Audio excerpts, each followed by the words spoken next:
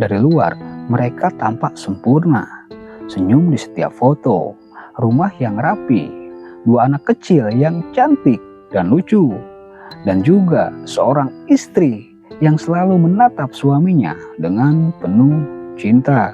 Tapi tak ada yang tahu bahwa di balik semua itu sedang tumbuh sesuatu yang kelam. Sesuatu yang perlahan membunuh bukan hanya cinta, tapi juga nyawa. Assalamualaikum warahmatullahi wabarakatuh. Halo sobat, gimana kabar kalian? Semoga baik-baik aja ya. Kali ini kita akan bahas sebuah kisah seorang suami yang menghabisi keluarganya.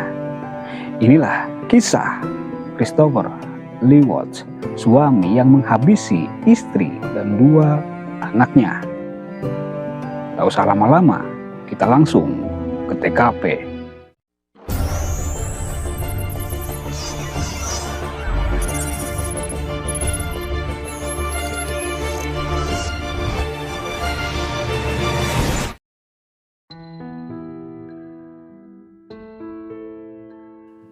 Shannan Catherine Rucek atau Shannan Watts, perempuan yang lahir di New Jersey, Amerika Serikat pada tanggal 10 Januari tahun 1984 ini adalah istri yang lembut, pekerja keras, dan seorang ibu yang penuh dengan kasih.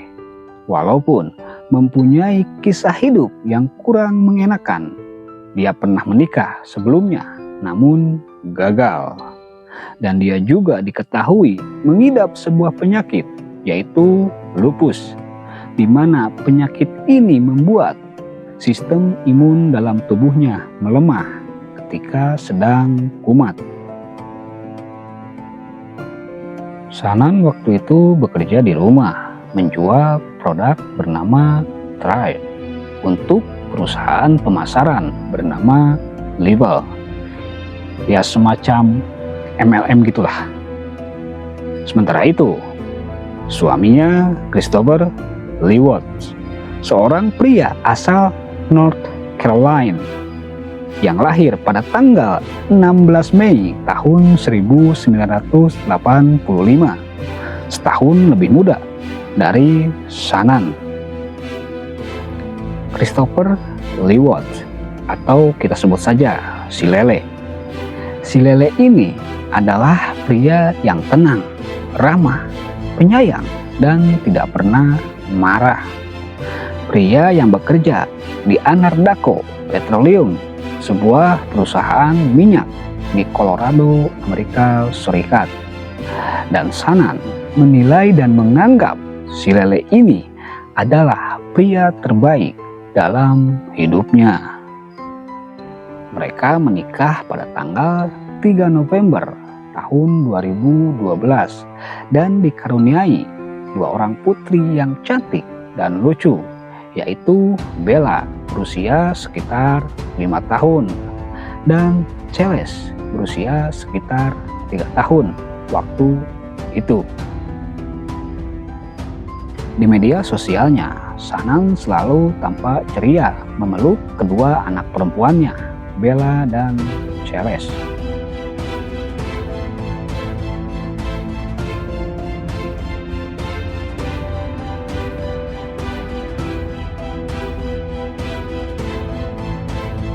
Bahkan banyak orang yang berkata bahwa keluarga ini adalah keluarga impian. Ya jelaslah, siapa juga yang gak mau punya istri yang baik atau suami yang baik dan dikaruniai anak yang cantik dan lucu. Tapi di balik senyuman itu, di balik kehangatan itu, rumah mereka perlahan mulai retak. Chris atau si Lele ini mulai berubah. Tatapannya jadi dingin, sentuhannya menghilang. Dan setiap malam ketika Shannan terlelap, si Lele sering menatap langit-langit kamar dengan tatapan yang aneh, seperti sedang memikirkan sesuatu atau merencanakan sesuatu.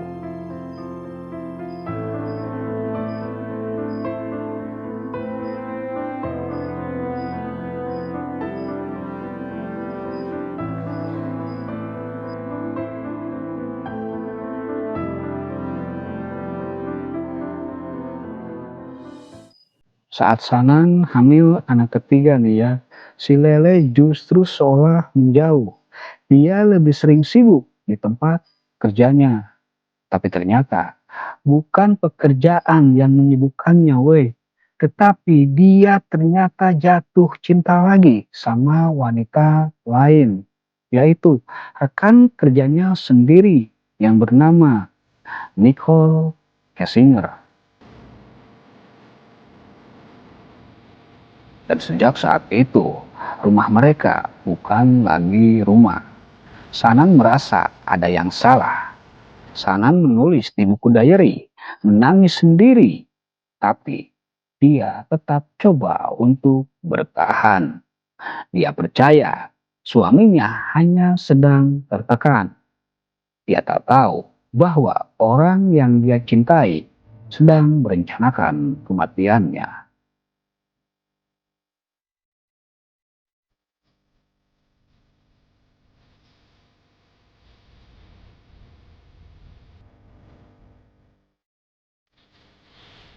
13 Agustus tahun 2018.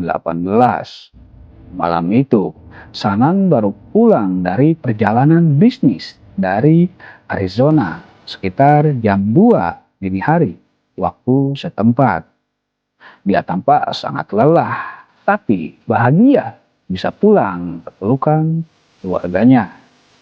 Tapi yang menyambutnya bukanlah pelukan, melainkan tangan dingin suaminya sendiri.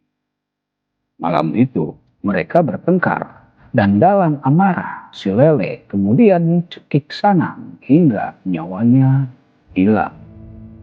Di kamar itu, tempat cinta mereka dulu tumbuh seketika berubah menjadi arena kebiadaban.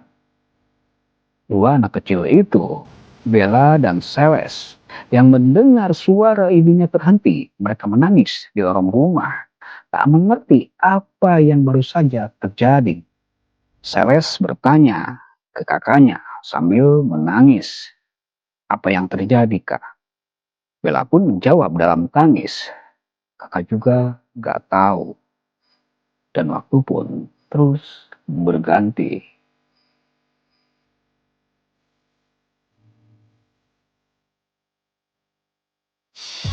Pagi harinya, si Lele memanggul jasad istrinya dan memasukkannya ke dalam bak truk kerjanya. Kedua anaknya yang masih hidup dibawa dan disuruh duduk di belakang di dalam bak truk dengan pemandangan jasad ibunya yang sudah terbujur kaku di hadapan mereka. Dan mereka pun diancam untuk tetap diam. Lagi-lagi, Seles bertanya, "Kita mau kemana, Kak? Dan ibu itu kenapa?" Dan Bella hanya bisa menggelengkan kepala dengan wajah penuh ketakutan.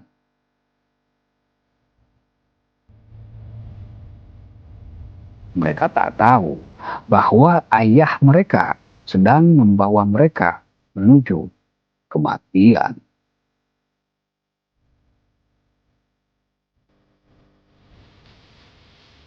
Di tempat kerjanya, di tengah ladang minyak yang sepi, si Lele melakukan hal yang bahkan sulit untuk diucapkan dan sulit untuk dipercaya. Dia membunuh kedua anak kandungnya dengan cara yang sama, mencekiknya hingga tak bernyawa dan membuang tubuh mereka ke dalam tangki minyak raksasa.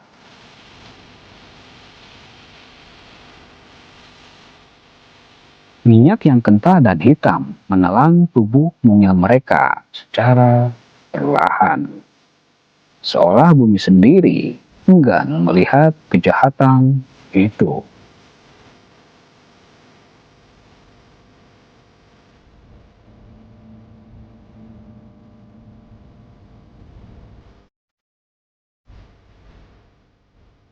Nah, beberapa jam kemudian si Lele kembali ke rumah dan berpura-pura tak tahu apa-apa. Dia menghubungi teman istrinya, Nicole untuk Atkinson.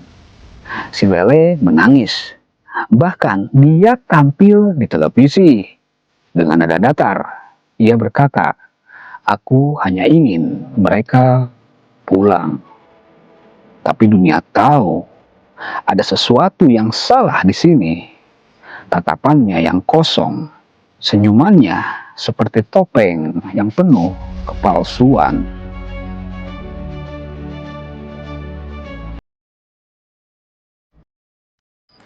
Saat polisi melakukan pemeriksaan yang cukup panjang, akhirnya semua terungkap. Berawal dari kamera CCTV tetangga yang menunjukkan si Lele memasukkan sesuatu ke dalam truk kerjanya di pagi hari itu. Dan juga dari uji poligraf yang gagal. Uji poligraf adalah uji kebohongan yang menggunakan detektor penguji respon fisiologis seseorang. Uji itu pun membongkar semua kebohongannya. Akhirnya, dia pun mengaku telah menghabisi Sanan beserta bayi di dalam kandungannya, Bella, dan juga Celeste. Tidak karena amarah, tidak karena pertengkaran, tetapi karena dia ingin hidup bebas bersama kekasih barunya.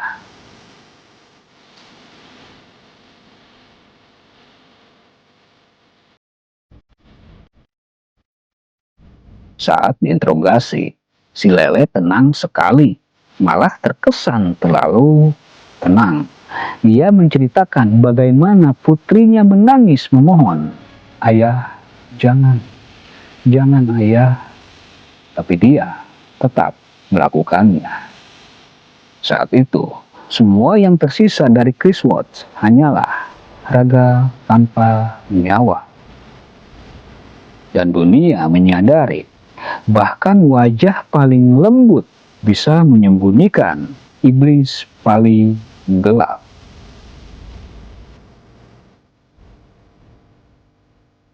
Christopher Lee Watts kini menjalani hukuman seumur hidup tanpa pembebasan.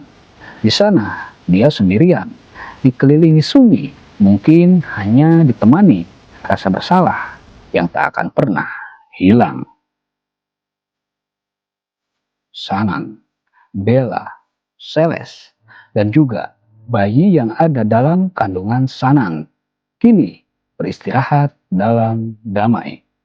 Tapi kisah mereka terus mengingatkan kita bahwa kadang bahaya tak datang dari orang asing, melainkan dari seseorang yang tidur di sebelah kita.